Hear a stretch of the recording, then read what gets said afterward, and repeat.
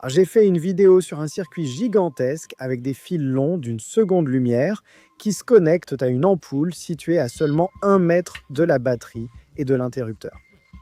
Je vous ai demandé, après avoir fermé l'interrupteur, combien de temps il faudrait pour que l'ampoule s'allume. Et ma réponse était 1/16 secondes. Et sa réponse est fausse. Nous serions capables de communiquer plus vite que la vitesse de la lumière. Cela va à l'encontre de la causalité et du bon sens. C'est en fait un peu trompeur. Trompeur, d'une certaine manière. Absolument pas convaincu. Le vilain monsieur Veritasium a mis les pieds dans un vrai nid de frelons. Clairement.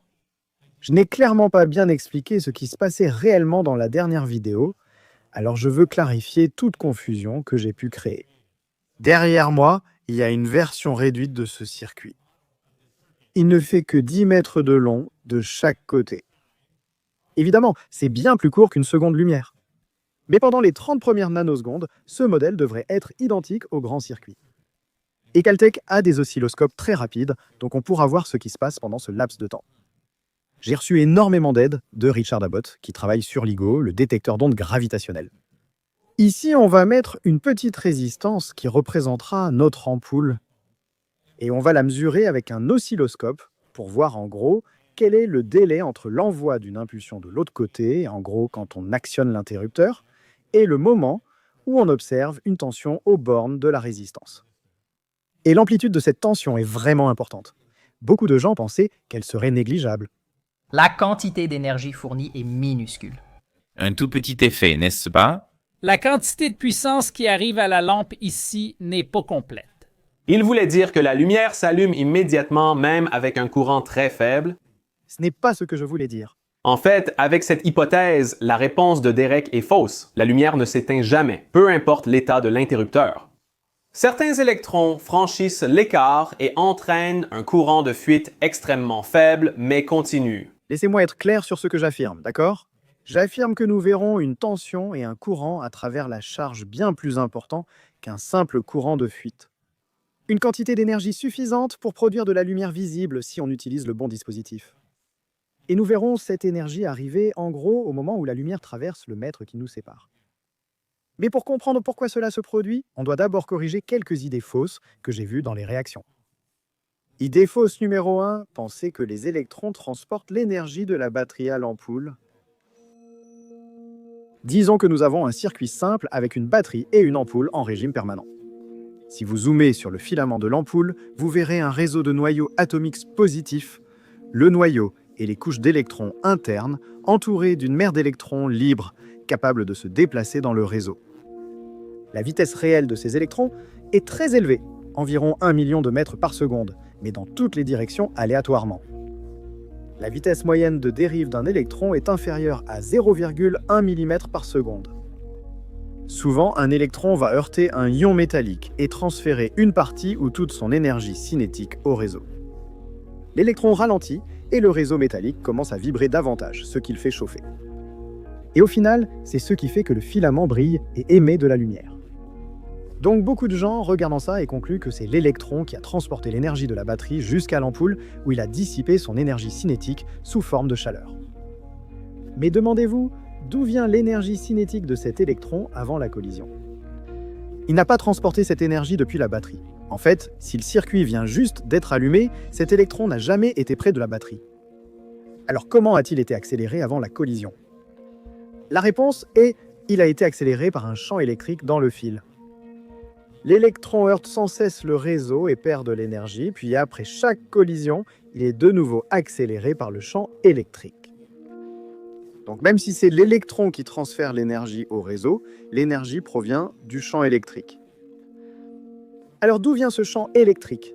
Eh bien beaucoup d'animations donnent l'impression que les électrons se poussent les uns les autres dans le circuit grâce à leur répulsion mutuelle. Vous pourriez penser que le champ électrique provient de l'électron derrière lui. Il y a l'analogie de l'eau qui coule dans un tuyau ou des billes dans un tube. C'est la deuxième idée reçue. Pensez que les électrons mobiles se poussent les uns les autres dans le circuit. Ce n'est pas ainsi que les électrons circulent dans les circuits. En réalité, si l'on fait une moyenne sur quelques atomes, on trouve que la densité de charge à l'intérieur d'un conducteur est nulle.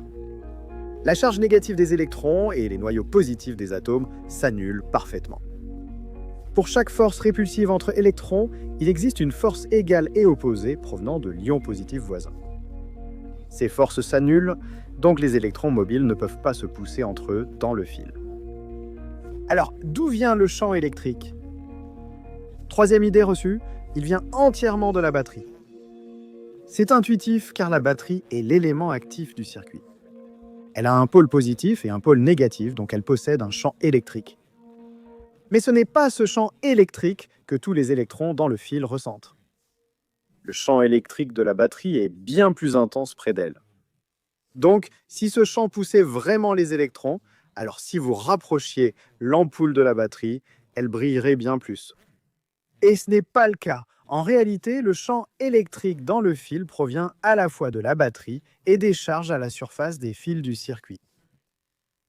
Le long du fil du côté négatif vers le côté positif, il y a un gradient de charge à sa surface. Un excès d'électrons au début, environ aucune charge au milieu comme on le verra. Le gradient est le plus fort à travers la charge, puis une déficience d'électrons, les noyaux atomiques positifs, exposés à l'extrémité positive du fil. Toutes ces charges et celles de la batterie créent le champ électrique partout dans les fils. Elles créent aussi un champ électrique dans l'espace autour des fils. Ces charges de surface se sont mises en place presque instantanément lorsque la batterie a été connectée au circuit. On pourrait penser qu'il faut déplacer les électrons sur une grande distance pour établir cette distribution, mais ce n'est pas le cas. Même une légère expansion ou contraction du nuage électronique, avec un déplacement moyen des électrons équivalent au rayon d'un proton, suffit à établir ces charges de surface.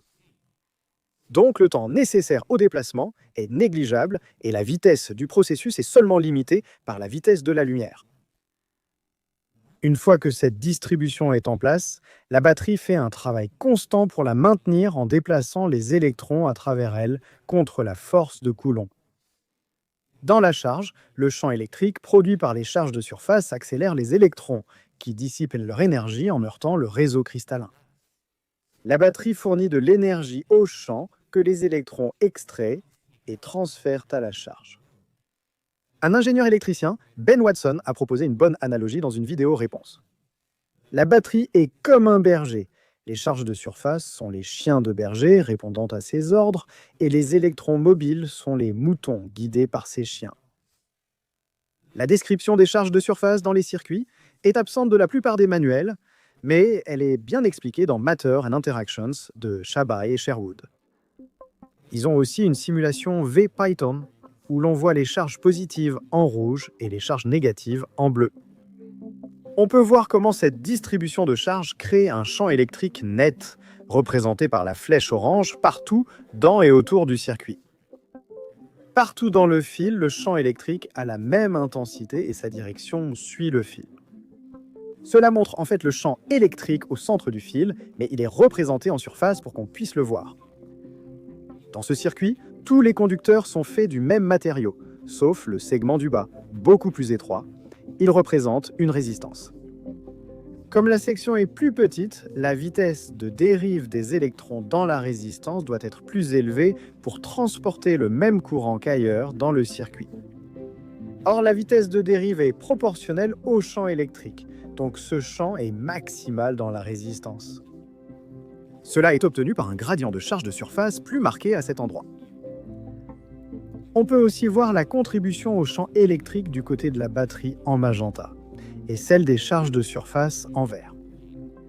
Loin de la batterie, la majorité du champ électrique provient des charges de surface, alors qu'à proximité, la contribution de la batterie est plus importante et le champ dû aux charges de surface est en fait dans le sens opposé.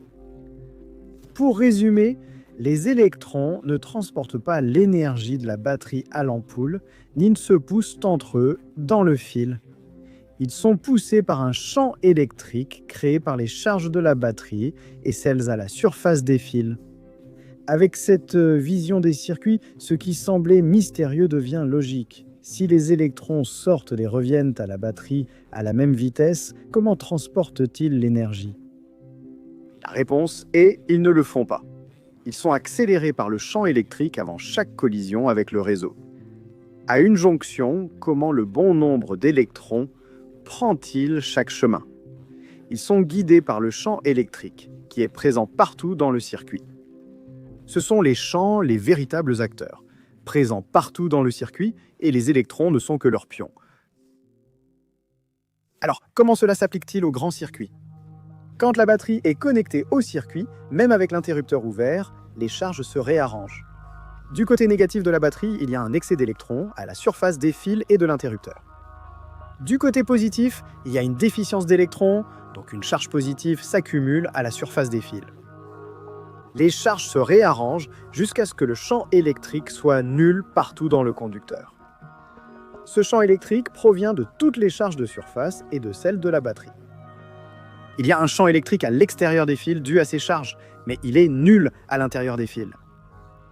Nous avons maintenant toute la différence de potentiel de la batterie aux bornes de l'interrupteur et aucun courant ne circule, à part un courant de fuite que je vais supposer négligeable. Lorsque nous fermons l'interrupteur, les charges de surface des deux côtés se neutralisent au contact. Et à cet instant, le champ électrique à l'intérieur du conducteur n'est plus nul et le courant commence à circuler à travers l'interrupteur. Simultanément, le nouveau champ électrique dû aux charges de surface modifiées rayonne vers l'extérieur à la vitesse de la lumière et lorsqu'il atteint l'ampoule, le champ électrique à l'intérieur n'est plus nul, donc le courant commence à circuler ici aussi. C'est pourquoi j'ai dit que l'ampoule s'allumait en une durée de 1 sur c secondes, car elle était à 1 mètre de l'interrupteur. Et le changement du champ électrique se déplace à la vitesse de la lumière. Comme certains d'entre vous l'ont fait remarquer, la réponse aurait dû être 1 mètre divisé par c. Et je m'excuse pour cet abus d'unité. Si vous déplaciez l'interrupteur, l'ampoule mettrait un temps différent à s'allumer, qui dépend simplement de la distance entre l'interrupteur et l'ampoule. En réponse à ma vidéo d'origine, Ben Watson a simulé un modèle du circuit en utilisant un logiciel d'ANSYS appelé HFSS. Il fournit une solution complète des équations de Maxwell en 3 dimensions. J'ai maintenant travaillé avec Ben et ANSYS pour réaliser ces simulations. Lorsque l'interrupteur est fermé, on peut voir le champ électrique rayonner. Et lorsqu'il atteint le fil éloigné, il génère du courant. Le champ électrique est dirigé vers la droite, donc les électrons se déplacent vers la gauche. Cette simulation montre l'intensité du champ magnétique qui chute rapidement en traversant l'espace, puis un champ magnétique apparaît autour du fil éloigné et ce champ est créé par le courant dans ce fil. Pour moi, cela suggère que c'est vraiment le champ électrique et non le champ magnétique variable qui crée le courant dans la charge. Certains commentateurs de la vidéo d'origine ont affirmé que ma réponse de 3 ou 4 nanosecondes violait la causalité. Je suppose qu'ils pensaient que l'ampoule ne s'allumerait que si le circuit était complet, et qu'elle ne s'allumerait pas si le circuit était coupé quelque part jusqu'à une demi-seconde-lumière de distance. Donc, il leur semblait que je disais qu'on pouvait obtenir des informations sur l'état de tout le circuit, même à une demi-seconde-lumière de distance, en quelques nanosecondes. Mais ce n'est pas ce que je disais. Ce que j'aurais dû dire explicitement, c'est que l'ampoule s'allume, que le circuit soit complet ou non. Le courant traverse la charge à cause du champ électrique qu'elle subit. Pour illustrer cela, Ben a ajouté un fil en dessous du circuit, complètement déconnecté de celui-ci, et ce que vous voyez, c'est que sa réponse au champ électrique changeant est pratiquement identique à celle du fil du dessus, au moins jusqu'à ce que le signal atteigne l'extrémité et soit réfléchi. C'est pourquoi ma réponse ne viole pas la causalité. Du moins, initialement, les fils connectés et déconnectés se comportent exactement de la même manière. Avec ce logiciel, vous pouvez également simuler le vecteur de Poynting, c'est-à-dire le produit vectoriel des champs électriques et magnétiques. Dans la dernière vidéo, j'ai montré comment ce vecteur indique la direction du flux d'énergie, et après la fermeture de l'interrupteur, il pointe hors de la batterie, à travers l'espace, vers l'autre fil, qu'il soit connecté ou non. Parce que l'énergie est transportée par les champs et non par les électrons. Elle peut traverser directement l'espace. Alors on peut se demander, pourquoi avons-nous besoin de fils ? Eh bien, on n'en a pas besoin. Les téléphones et les brosses à dents se rechargent sans fil, sans flux d'électrons. Et des chercheurs ont démontré la recharge à distance en utilisant l'énergie des signaux Wi-Fi. Les fils sont plus efficaces car ils canalisent les champs et donc l'énergie de la source à la charge. Voici un autre point de vue sur le vecteur de Poynting. Vous pouvez voir qu'une fois qu'il y a un courant dans le fil supérieur, les champs autour transportent de l'énergie dans les deux directions. Bien sûr, le vecteur de Poynting pointe aussi parallèlement au premier fil, transportant l'énergie autour du circuit, comme on s'y attendrait. Mais encore une fois, remarquez que l'énergie est transportée à l'extérieur des fils. pas à l'intérieur des fils. Admettons que penser au circuit de cette façon est compliqué. Et comme personne ne veut résoudre les équations de Maxwell en 3D juste pour analyser un circuit de base, les scientifiques et ingénieurs ont trouvé des raccourcis. Par exemple, la loi d'Ohm tension égale courant multiplié par la résistance est simplement le résultat macroscopique de toutes les charges de surface, leur champ électrique et des milliards d'électrons heurtant des milliards d'ions métalliques. On peut simplifier toute cette physique en un seul élément de circuit, une résistance, et les grandeurs fondamentales de courant et de tension. C'est ce qu'on appelle le modèle à éléments concentrés. On regroupe toutes les interactions étalées de champs et de particules dans quelques éléments discrets. Et on utilise cette technique chaque fois qu'on dessine un schéma de circuit. Donc, notre schéma d'origine du grand circuit est incorrect car les champs entre les fils sont importants, mais aucun élément de circuit ne les représente. Pour corriger cela, nous devons ajouter des condensateurs tout le long des fils. Cela capture l'effet que les charges sur un fil ont sur l'autre. S'il y a des charges négatives à la surface du fil du bas, par exemple, elles induisent des charges positives sur la surface du fil du haut. De plus, comme ces fils sont longs, ils génèrent des champs magnétiques importants qui s'opposent aux variations de courant. On modélise cela avec des inductances tout le long des fils. On pourrait aussi ajouter des résistances, créant ce que les ingénieurs appellent le modèle distribué d'une ligne de transmission, mais nous supposons ici que les fils sont supraconducteurs. Voici donc comment modéliser une ligne de transmission supraconductrice. Ce schéma offre une autre manière de comprendre pourquoi le courant traverse presque immédiatement la charge. Quand on applique une tension à un condensateur, un courant circule pendant que des charges opposées s'accumulent sur les plaques. À court terme, un condensateur est un court-circuit. Il agit comme un simple fil. Une fois chargé, le courant cesse de circuler, mais à ce moment, le condensateur suivant se charge, puis le suivant, et ainsi de suite. On a donc une boucle de courant qui s'étend à peu près à la vitesse de la lumière. C'est bien sûr une autre manière de parler de l'effet du champ électrique du fil du bas sur celui du haut. Une des raisons pour lesquelles cette vision du circuit est utile, c'est qu'on peut utiliser les valeurs d'inductance et de capacité pour calculer l'impédance caractéristique des lignes de transmission. Vous pouvez voir cela comme la résistance au courant alternatif qu'une source voit lorsqu'elle envoie un signal le long des fils. L'impédance caractéristique est égale à la racine carrée de l'inductance divisée par la capacité. Et pour notre circuit, j'ai mesuré la capacité et l'inductance des lignes. 11,85, appelons ça des micro-henry. On a donc une impédance caractéristique d'environ 550 ohms. Pour maximiser la puissance délivrée à notre charge, on veut que sa résistance soit égale à la somme des autres impédances du circuit. C'est pourquoi nous avons choisi une résistance de 1,1 kΩ. Maintenant, j'espère que vous êtes convaincus que le courant circule dès que le champ électrique atteint le fil opposé. La question est, allons-nous voir une tension appréciable même avec ces fils espacés d'1 mètre? C'est ce que beaucoup de gens semblaient douter dans la dernière vidéo, donc c'est vraiment ce que nous voulons découvrir ici. Ok, donc maintenant, on envoie une impulsion là-dedans. Ouais, oh, regarde, Derek. Alors, qu'est-ce qu'on a? Le jaune, c'est notre... On a une fraction de la tension appliquée, un dépassement, puis... Donc il me semble que la tension initiale qu'on obtient est d'environ... 5 volts par division, donc environ 5 volts. Environ 4 ou 5 volts. La courbe verte monte jusqu'à environ 18 volts, c'est la tension de la source. Et la ligne jaune est la tension aux bornes de la résistance. Donc après seulement quelques nanosecondes, cette tension atteint environ 4 volts. Puisque la résistance était de 1000 ohms, cela signifie que 4 milliampères de courant traversent la résistance avant même que le signal ne fasse tout le tour du circuit. Donc on transférait environ 14 milliwatts de puissance. Voilà à quoi ressemble réellement 14 milliwatts de lumière. Ce n'est pas une ampoule complètement allumée, mais c'est de la lumière visible, et bien plus que ce qu'on obtiendrait avec un simple courant de fuite. Maintenant, certains diront que ce n'est pas juste d'utiliser une petite LED, alors que j'ai montré une ampoule et une batterie de voiture dans la vidéo originale. Mais ces objets étaient uniquement à titre illustratif. L'indice révélateur qu'il s'agit en réalité d'une simulation, c'est la présence de 2 secondes-lumière de fils supraconducteurs s'étendant dans l'espace. Ce n'est pas une question d'ingénierie sur la meilleure façon de câbler une ampoule dans votre chambre. La question était volontairement vague, Et si vous choisissez des composants de circuit, tels que l'ampoule ne s'allume jamais, vous êtes libre de le faire et je soutiens votre conclusion. Mais pour moi, la façon la plus intéressante d'aborder ce problème est de se demander comment faire en sorte que la lumière s'allume le plus rapidement possible.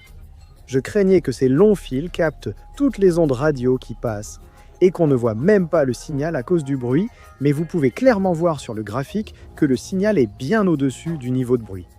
Alpha Phoenix a installé 1 km de fil et a obtenu un résultat très similaire. Donc, l'ampoule s'allume un peu, puis après un délai équivalent à la vitesse de la lumière, l'ampoule s'allume complètement. Le youtubeur Zei a simulé le circuit de la ligne de transmission et a trouvé que même avec des hypothèses réalistes, il transférait 12 mW à la charge immédiatement. Derek a en fait plus raison qu'on ne le pensait. Je pense donc qu'il a raison sur tous les points et que la question n'est ni trompeuse ni ne nécessite de subtilité technique. Tout le monde est donc d'accord qu'un signal constant, faible, mais bien plus important qu'un courant de fuite traverse la charge dans la première seconde après la fermeture de l'interrupteur. Est-ce suffisant pour émettre de la lumière? Oui, si vous utilisez une LED. Mais le but de cette expérience de simulation était de révéler quelque chose qui est normalement caché par la façon dont nous concevons et enseignons les circuits électriques. Vous savez, on utilise la tension et le courant et des éléments regroupés parce que c'est plus pratique que de travailler avec les équations de Maxwell. Mais nous ne devons pas oublier que les véritables acteurs sont en fait les champs. Ce sont eux qui transportent l'énergie. Et vous n'êtes pas obligé de me croire sur parole. Voici Rick Hartley, un vétéran du design de circuits imprimés. Je pensais en termes de tension et de courant, et je pensais que l'énergie dans le circuit se trouvait dans la tension et le courant, mais ce n'est pas le cas. L'énergie dans le circuit est dans les champs. La chose la plus importante à savoir est que lorsque vous tracez un circuit imprimé, il est préférable de définir l'autre côté de cette ligne de transmission. Parce que si vous ne le faites pas, ces champs vont se propager et vous allez vous retrouver bien embêté. Ce qui m'a le plus enthousiasmé dans la vidéo sur les circuits, ce sont les vidéos-réponses que j'ai vues de la part de nombreuses de personnes, en particulier des gens bien plus compétents que moi en ingénierie électrique. J'ai vraiment apprécié regarder ces vidéos. Je pense que ma vidéo sur les circuits est en quelque sorte une erreur de ma part, dans le sens où je ne suis pas allé assez loin dans cette partie du problème. Honnêtement, je ne pensais pas que c'était le sujet principal de la vidéo, mais clairement tout le monde qui l'a vu l'a perçu ainsi. Donc c'est de ma faute, mais en faisant cette erreur, en n'approfondissant pas mon explication, j'ai incité tout un tas d'autres personnes à faire des explications que j'ai trouvées excellentes. Et certaines personnes comme Alpha Phoenix ont même relevé le défi et ont mis en place leur propre version de l'expérience. Donc franchement, je suis vraiment enthousiasmé par ce qui est ressorti de tout ça. Même si je reconnais que c'est de ma faute au départ, j'aurais dû faire une meilleure explication. Mais en ne le faisant pas, il y a eu plein de super explications publiées, et c'est ce que j'adore.